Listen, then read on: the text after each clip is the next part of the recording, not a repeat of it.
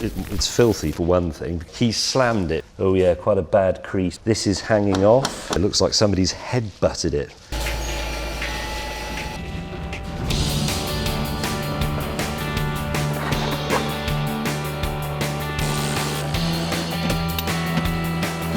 Quite hard to believe I drove up in this thing just yesterday. It barely resembles a car anymore.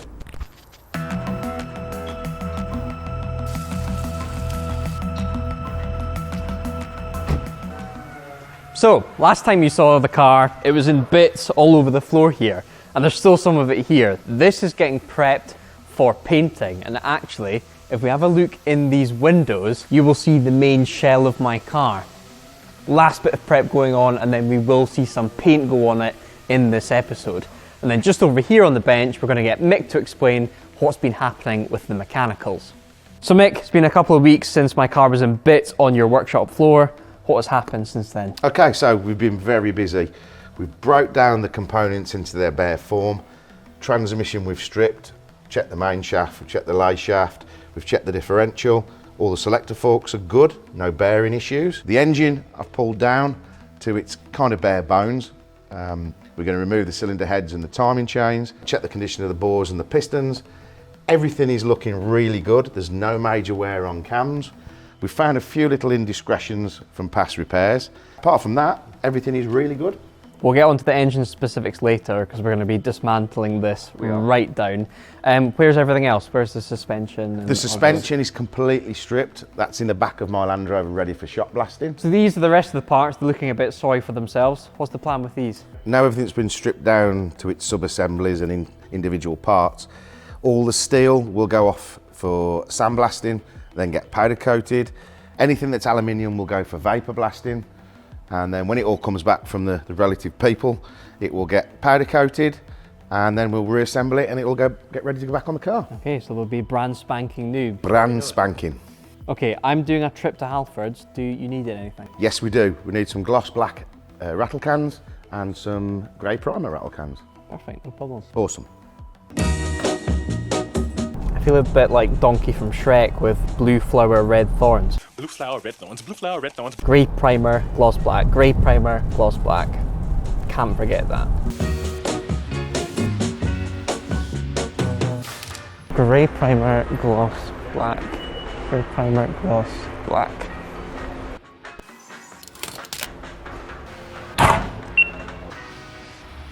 Okay, so we've got our grey primer now to prep the bodywork, and we've also got our black to be used on the accessory parts to give them a nice freshen up. Let's get all of this stuff back to Mick and the guys. Thank you. Over my ownership of the ST, the thing that has always worried me the most has been a loud rattle when starting it up. That, coupled with a 30 horsepower loss when put on a dyno, means that I'm interested to see the secrets that lie within my V6. Okay Mick, mechanicals. What have you found having taken the covers off of this engine? Okay, overall the engine is in remarkable condition for the mileage that it's done. Camshafts, relatively no wear whatsoever. Yep. Roller rockers are in really good condition. No massive sludge builds up. Nothing really to speak of. We did find a few little things on the front end. Timing chains are actually in good condition. Yep. I'm suspecting the issue you got with rattling from cold start will be lack of oil pressure in the two tensioners. So we will replace the tensioners. Also, we found part of the cam slipper, which had actually broke off the bottom of the left-hand bank as you look at it. That was actually sat in the bottom of the sump. But apart from that, the engine is remarkable. It really is. Okay, so we're going to completely strip this down now. What is the process to get that done? Okay, first process, we need to, I've already timed the engine at top dead centre, okay. So the cams are all where they need to be. The first process is to remove the timing chain tensioners. Upon stripping it down, we actually found that the linkage that controls the two separate banks of throttle flaps in the inlet manifold, this was actually disconnected. So you'd only actually had the one bank of variable throttle flaps actually working. And this connection doesn't look too pretty. No, that's had a raw plug wedged in it. Wow, okay. To control it. So that's broken at some point. That's broken, and someone's done a little temporary repair that's been a little bit too temporary. Okay, so my inlet tractor is only opening for 3 cylinders rather than 6. Correct. Okay. So you think that'd be enough for a 30 horsepower definitely? And a misfire. And a misfire. You couldn't have helped. Okay, bring on 200. Tensioners first, what do I need to take those off? You need a 10mm and the ratchet.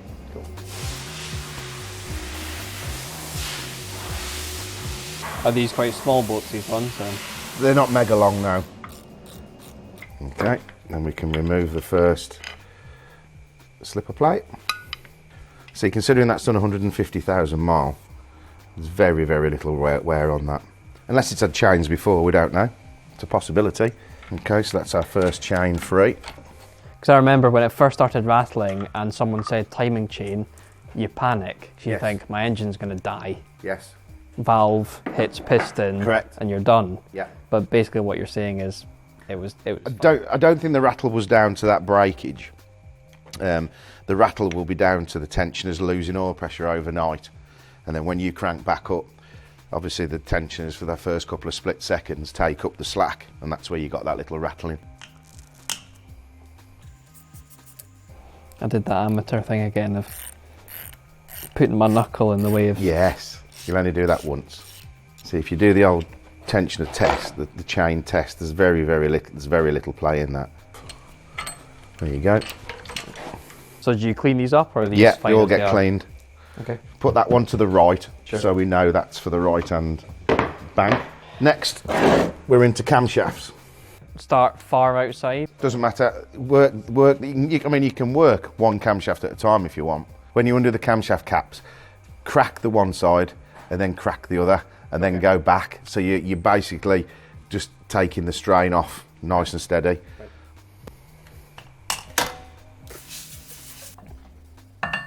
There's your first camshaft out. Lovely. If you want to take the roller rockers out as well, just lift that one out and put it next to your corresponding lobe. That's quite satisfying. Yeah, very nice engineered fit. Once you break that like hydraulic seal. Yeah.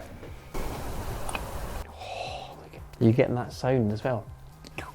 That's one camshaft out, 3 to go. Do you want to jazz the rest out? Yeah. I was hoping you were going to say that. Okay, all the head bolts are out now, so it's time to take off the head and see the pistons. Around the side. Okay, first thoughts. Looks good. Looks good. On into here is what I'm most interested in. Okay, let's remove the head gasket. That should just come off the dowels. So, you found a misfire. Yeah. Could it be one of these? What are you looking for? Right, instantly I'm looking at where the injector fires in. You see that the piston's got a wash effect of where the fuel's actually injected in, Yeah, so it that tends clean to wash. section. Okay. That one's not washed. Well, yeah, I guess barely. So that could possibly be an injector issue rather than an ignition issue. Okay. So you can clearly see you've got washing, very little. Okay, so is that saying not very much fuel is hitting Exactly. the top of that? Exactly. Okay. So then we feel the top of the bore to see if we've got any lips, which we haven't. So that shows there's very little wear in the bore. We can actually take a measurement of that and see what wear we've got. I like to have a look to see if there's any cross hatching still in the bore, which there is. I must say that is quite cool, seeing the end of the spark plug poking in there. Yeah. That is very cool.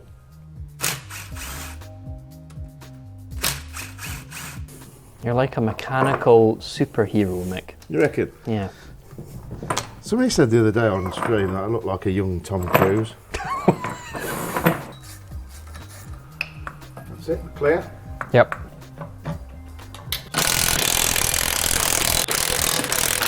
That one, do you want to just wind the crank over for me and I can check each piston as we go? That is cool. Okay, so really looking at it now, it may just be a cleanup Yeah. of the exterior, Yeah. essentially. Yeah. Okay. I can't see any point in going any further. So you're fairly confident once we get essentially the intake sorted and back up and running, it should be an ST200 Should be back on the money. instead of an ST169. And a which it currently V6, is. not a V5. Exactly. Yeah. Okay, a very exciting bit now. On to the painting of the body shell. Now the car wasn't in too bad a condition when I brought it to Mick, but as they took some of the bodywork off, they did find a few rusty holes, especially in the arches. So this side was okay. Weirdly, this was the side that had the flappy side skirt, so you could actually see the sill, and this one was okay. It was actually the passenger side that had the side skirt flush with the car that actually hid some rust. So the plan is we're going to mask up the car, do some final primer. I cannot wait to see this car come out in that amazing Imperial Blue.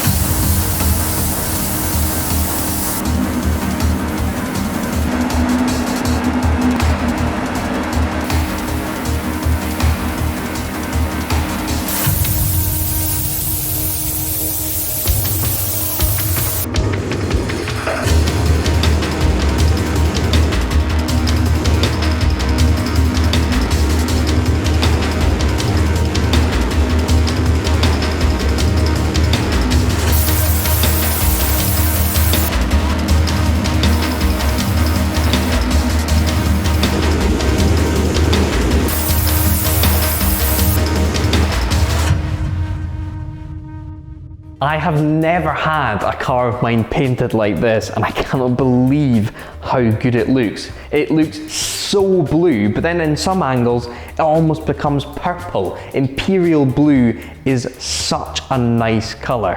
So this has had 5 coats of paint on it, 2 or 3 coats of lacquer on top of that, and then in future it will be fully polished to really bring out that shine, and I'll be able to see myself in the bodywork even clearer than I can now. So that's been this episode. In the next episode, all the mechanicals will be refreshed, ready to go back into this shell. I've been Mike, and don't forget to subscribe to DriveTribe. Hi guys, Mike here again. I just wanted to say thank you so much to everyone that has watched episode 1 and 2 so far. The support has been amazing, and for a 900 quid car, it's been awesome to see how many of you guys have been watching it, so thank you very much. Now the UK has gone into a pretty severe lockdown recently, which has meant that the filming of episode 3 has been slightly delayed. We were aiming for roughly 4 weeks between episodes, basically 1 a month to spread them all out. But it looks like it will be slightly longer for episode 3 and 4 to then follow on. So bear with us, but don't worry, I cannot wait to see the car once it's finished. This Mondeo is going to be pretty damn special. In the meantime, if you want to see what's happening with the car, do make sure to check out Mad Ford Engineering on Twitch. They stream once or twice a day, so you'll be able to see what work is going on behind the scenes. I've been Mike, and I'll see you again next time.